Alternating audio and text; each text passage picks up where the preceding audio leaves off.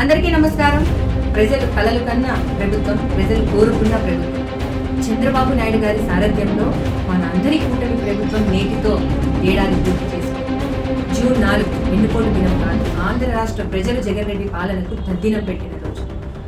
YCP ప్రభుత్వానికి పాడి కట్టిన తర్వాతనే ఆంధ్ర రాష్ట్రంలో పేద ప్రజల పెన్షన్ 4,000 రూపాయలు అయింది. జగన్ రెడ్డి పాలనకు పాత్ర వేసిన తర్వాతనే ఆంధ్ర రాష్ట్రంలో నిరుద్యోగ యువతకు మెగా డిఎస్సి ద్వారా 16,347 పోస్టులు భర్తీ మొదలైంది. వైసీపీ ప్రభుత్వాన్ని పొందబెట్టిన తర్వాతే ఆంధ్ర రాష్ట్రంలో అన్నా క్యాంటీన్ల ద్వారా 5 రూపాయలకే పేదవాడు కడుపు నిండా భోజనం పెట్టింది.